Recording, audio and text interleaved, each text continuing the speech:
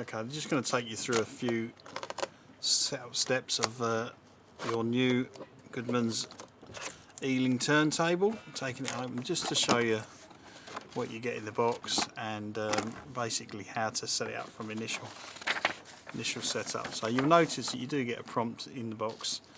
This is just a guide, as sometimes in transit, on the occasion, the actual drive belt can become unattached from the unit inside and just may need just to be replaced. So we'll take out the items from the box and the actual unit itself, and we'll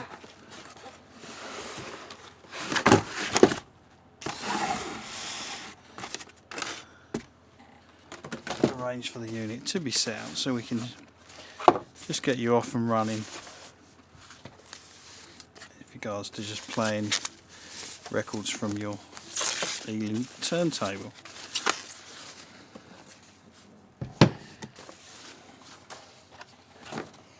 Once we remove most of the packaging,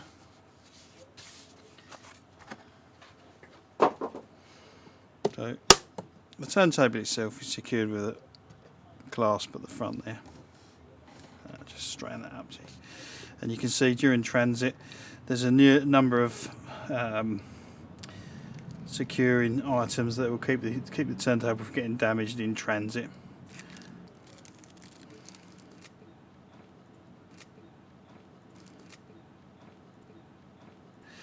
You'll also receive this turntable mat, which is not packaging and does need to be used. So put that to the side. We have 4 pieces of tape that are there just because the deck needs to be floating in use to stop or reduce the turntable from jumping.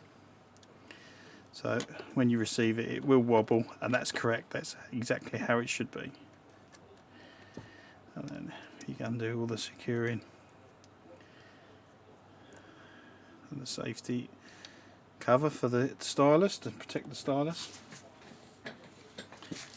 And we'll just plug the unit in.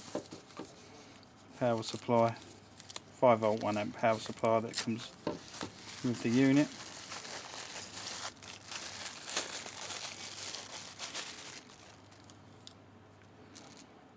This plugs in to the rear of the unit.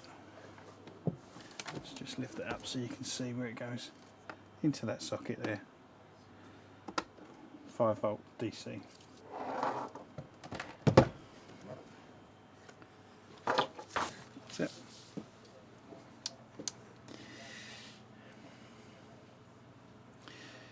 So once you have the unit plugged in and all the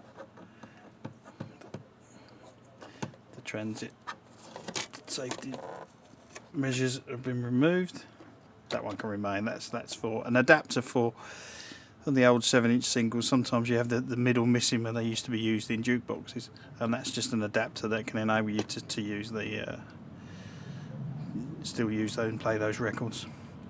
So once the unit's plugged in, you'll see the red power light illuminate, and turn the unit on, which is also your volume control. Then the light will go green. Literally just to play an album. Remove the safety catch there, and as soon as you lift the arm, manoeuvre into place, the turntable will start to rotate. Now this is an album, so it's recorded at 33 RPM. And then this turntable's got 3 adjustments for speed: 33, 45, which is generally singles or 12-inch singles, and 78, which is a lot of the older records that used to be produced. So you can still play quite a few different records on this. Now, once you've got your stylus the place where you want it, you just drop the arm, and it will slowly descend because it's on a damped.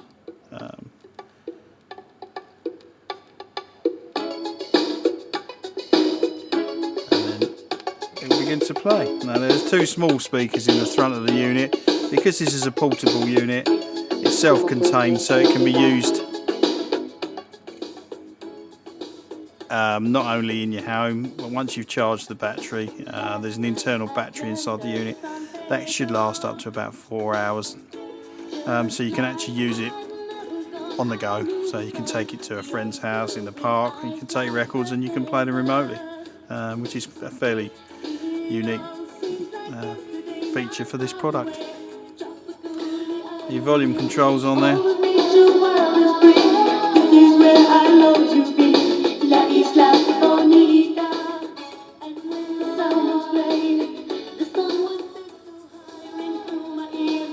You also have a line-in facility, so if you wanted to play your phone or an external device in through the system, again using it remotely, that's great. That's what that capability is for. If you wanted to move the stylus again, you can just lift it via the arm, the tone arm, change your record, your track you want to listen to, then drop it back down. And again, it's a slow process because this part of the record player is damped, so it doesn't just drop onto your stylus.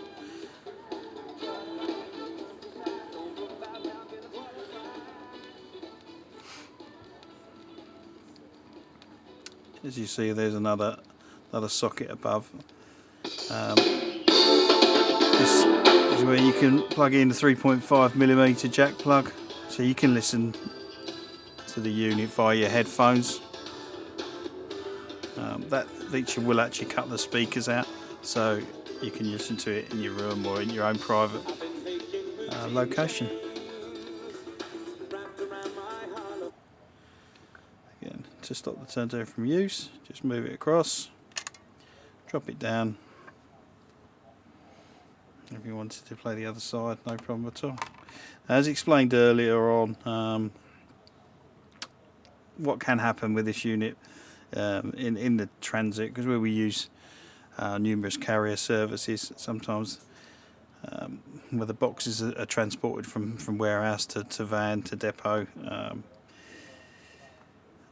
there can, in some instances, the main drive system for this turntable is a belt, which we can become dislodged from the motor. So all we would ask you to do, which is explained on this leaflet that we include, to avoid any unwanted returns, you can literally, it's normally a small screwdriver or a circlip remover, just pop away this small circlip.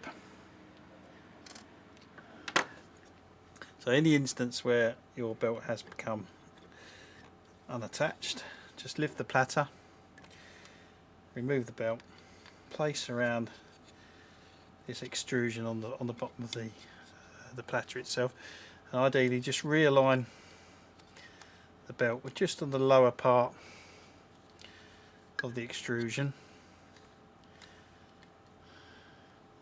just so it's at the bottom there.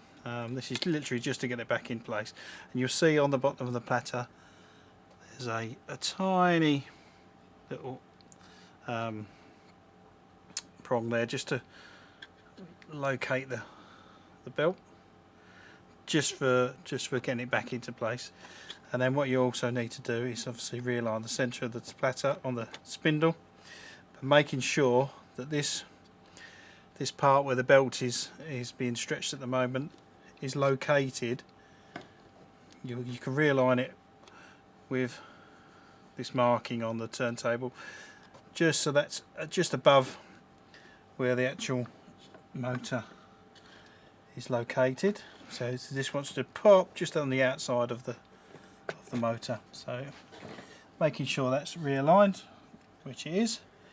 Then lower the turntable. You can just pop it manually forwards and backwards until you see it click into place.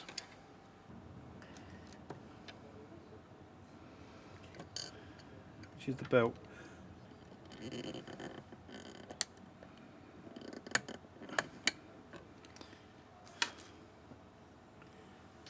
Relocate the felt mat. Place your album record on the top of the unit.